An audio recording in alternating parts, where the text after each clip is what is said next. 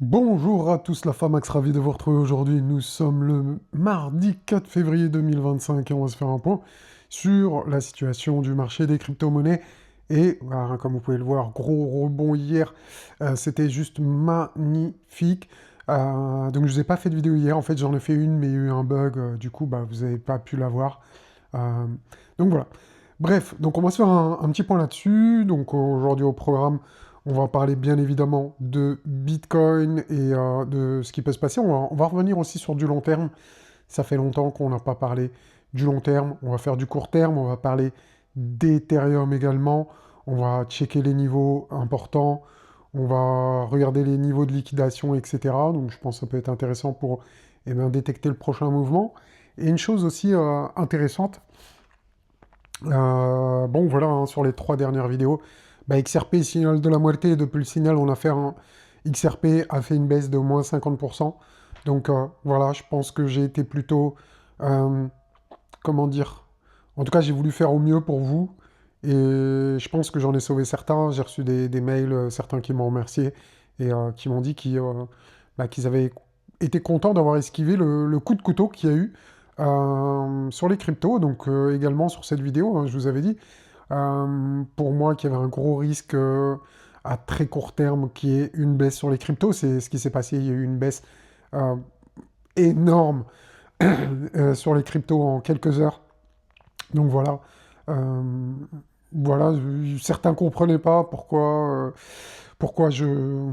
j'étais négatif à court terme sur les crypto-monnaies. Mais maintenant, ensuite, les gens ont compris quand ils ont vu la baisse. Bon, voilà.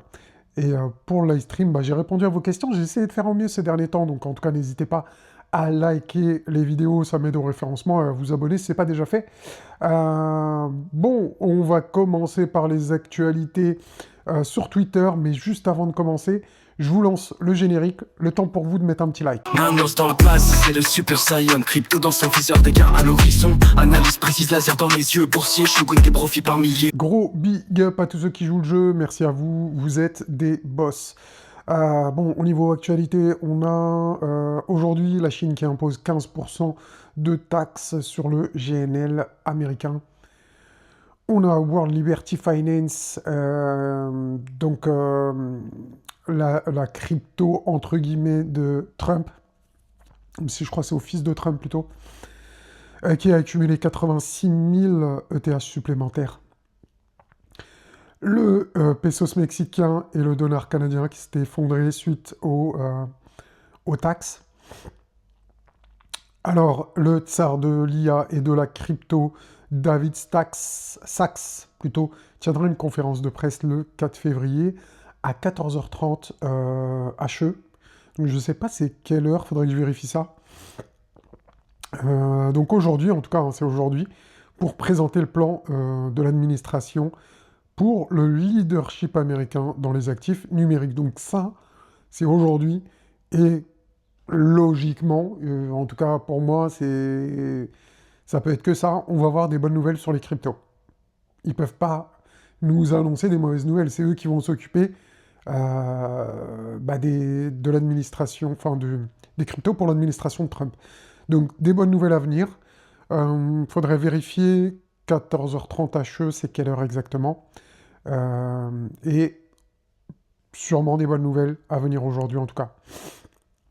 Bon, suite au crash qu'il y a eu sur les altcoins, eh bien, bah, je suis de retour au McDo, hein, les gars. J'ai appelé mon patron, je suis de retour. Chose également, Ondo ouais, qui dans moins de 48 heures maintenant, vont commencer un sommet donc avec Mastercard, donc BlackRock. Hein, BlackRock, ça appartient à Ondo appartient à BlackRock plutôt, et Swift, donc les paiements internationaux, XRP aussi partenaire. Donc ça risque d'être pas mal. Pour Ondo, ça paraît très prometteur d'ailleurs. Si la vidéo est pas trop longue, je vous fais rester bien jusqu'à la fin de la vidéo. On va parler de Rondo au niveau graphique et je vais vous dire ce que j'en pense. L'alt season 2025, ce qu'on attendait, eh ben, c'était un jet privé avec un beau hublot, siège en cuir, etc. Au final, on se retrouve, la réalité, c'est le hublot, c'est la machine à laver. et on est assis dans la salle de bain, et on a toujours un jean et un t-shirt bleu, peut-être pas aussi classe que celui de CR7, mais voilà, la réalité versus le rêve. Voilà. Bon, après, là, ça blablate sur réserve stratégique de Bitcoin. Mais est-ce qu'on doute de la force de Bitcoin? Non. Donc, j'ai envie de dire, nous, on veut des choses concrètes sur les alts. Et Bitcoin, maintenant qu'il est hors catégorie, ben, voilà, quoi. Bon, le reste, c'est plus pertinent aujourd'hui, donc je vais pas en parler. Euh, donc, voilà. Allez, on va directement maintenant sur Bitcoin. Bitcoin à long terme, je dis bien avec l'indicateur de cycle Mamos Trend Color que vous voyez ici, hein, Mamos Trend Color version 2. Disponible d'ailleurs sur mon site, hein, là où vous voyez les petites miniatures, c'est mon site internet. Vous cliquez ici sur indicateur et vous pourrez récupérer le Mamos Trend Color si ça vous intéresse. N'hésitez pas, tout est expliqué sur le site directement, lien en description. En tout cas, au niveau du Mamos Trend Color, est-ce qu'on a un signe de top sur Bitcoin? Non. Tout simplement, la réponse est non. Personnellement, je pense qu'on est dans ce cas de figure ici. Ok? Hop. Comme ici. J'ai dit ici avec l'aimant. L'aimant, il ne nous laisse pas libre. Voilà. Ici. D'accord? Et du coup, bah, pour moi, c'est la même chose. Même cause, même effet. Petite conjection horizontale ici. Vous voyez ce que je veux dire? On fait un petit trading range. On récupère la liquidité au sud, et après, on continue au nord. Et du coup, bah, ici, pour moi, c'est la même chose. Peut-être qu'il y a besoin de faire encore une prise de liquidité, c'est possible. Mais ensuite, on aura notre continuation haussière, et peut-être même notre phase d'euphorie, donc avec des bougies rouges. Vous savez, hein, les bougies rouges, c'est la fin du cycle. Et enfin, le triangle rouge de la moitié, pour nous indiquer que le cycle est complètement terminé ici. Donc voilà ce que je m'attends moi personnellement. Moi, je suis pas conseiller financier comme d'habitude, hein, je suis juste un mec dans sa chambre, dans sa cuisine, des fois, ça dépend des jours, et qui vous parle de crypto comme d'hab. Voilà, voilà pour ça. Donc on va passer maintenant sur Bitcoin plus court terme. Maintenant, on va changer d'indicateur. On va enlever le Mamos Trend Color et on va passer sur The Avenger of Mamos, donc qui nous permet de faire là, c'est un indicateur qui n'est pas de cycle, mais voilà, pour analyser le marché complètement. Donc on va utiliser la Magic Box Monthly. OK. Hop. Et on va passer en 4 heures. Voilà, pour du court terme, je pense que pour moi, c'est les bonnes time frames. Bon, et ben regardez ce qui s'est passé. Encore une fois, la précision des indicateurs qui ne trompent pas. Voilà, Magic Box Monthly, support 1 mensuel ici, d'accord? On est venu au centime près. Donc nous, on a vu ça avec les membres VIP, hein, mais je vous ai dit hier, je vous ai fait une vidéo, mais problème technique. Donc regardez ici, hein. Vous voyez, c'est clair, c'est net, il n'y a pas d'ambiguïté. On est venu ici, au dollar, au centime près, au cents près, chercher le support 1 mensuel avec une boule bleue, confluence de deux indicateurs, comme d'habitude. Le The Avenger of Mamos, c'est simple. Il suffit d'avoir une confluence pour pouvoir faire un trade. D'accord? Tout simplement. Si vous avez une boule bleue et un support 1 mensuel après une grosse accélération baissière, vous avez une forte probabilité ici, hop, d'avoir un rebond, comme c'est arrivé ici. Donc, en tout cas, ça a très très bien fonctionné. On a eu le point bas vraiment au cents près sur BTC. Donc c'est toujours beau à voir. Toujours beau à voir. Donc attention ici à court terme, on arrive sur des niveaux de résistance ici, hein, sur le niveau de la Magic Box. Donc la Magic Box qui est très fine ce mois-ci. Donc les traits sont très rapprochés. Et quand c'est comme ça, en général, on peut avoir elle est moins pertinente. En gros, on n'aura pas une précision comme on a eu ici, chirurgicale, quand on a les trois traits qui sont extrêmement serrés. Mais bon, c'est un peu un détail, c'est compliqué si vous n'avez pas l'indicateur à comprendre. Bon, si vous l'avez, vous allez très vite comprendre. Donc voilà ici un support 1 mensuel qui, pour l'instant, très bien tenu. Ça peut être un bottom, ça peut être un bottom. dans ces cas-là, il faut vraiment déjà que celui-là, ce support, il tienne. Si celui-là, c'était juste un retest, eh ben, on pourra s'attendre à un retracement peut-être avant ensuite une extirpation par le haut pour Bitcoin et aller chercher des nouveaux objectifs aussi. Mais pour l'instant, il faudra voir à court terme. Donc, je ne vais pas faire du day trading ici. Ça va pas être assez pertinent, puis ça risque de vite changer dans la journée, donc j'ai pas envie de vous en parler. Ça va vous embrouiller plus qu'autre chose. En revanche, ce qui peut être sympa, c'est d'aller voir du côté d'Ethereum. Ethereum.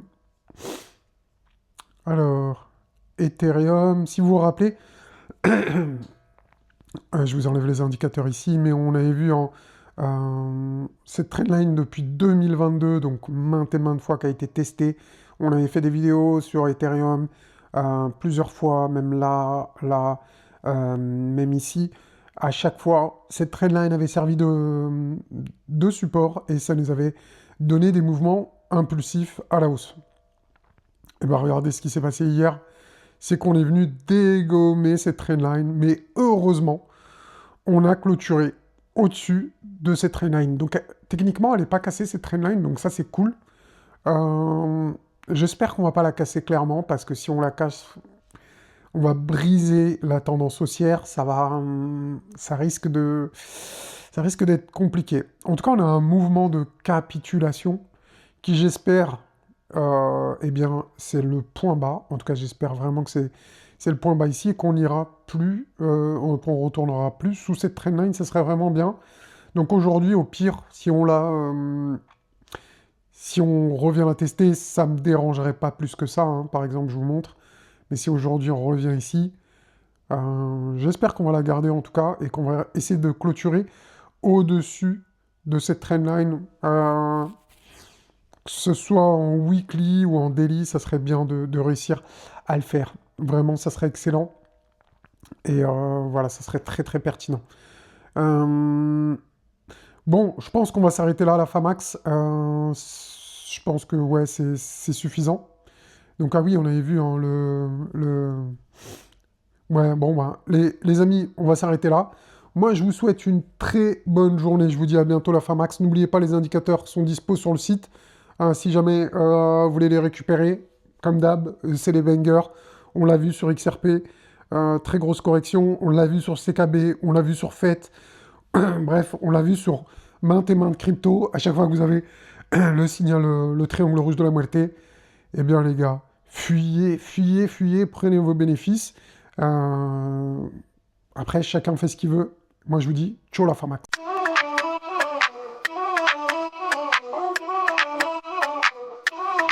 Manos dans la place, c'est le Super Saiyan. Crypto dans son viseur, des gains à l'horizon. Analyse précise, laser dans les yeux. Boursier, showing des profits par milliers. Il passe avec les cours, pépites sur radar. Blockchain, samouraï, aucune peur du hasard. Quand il trade, la scène en alerte permanente. Crypto scène, c'est son flair, sans tendance. Manos le boss, crypto champion. Analyse au top, placement sous tension. Manos le boss, blockchain en titan. Aucune hésitation, gain en explosion. Manos le boss, crypto champion, analyse, placement sous tension. Manos le boss.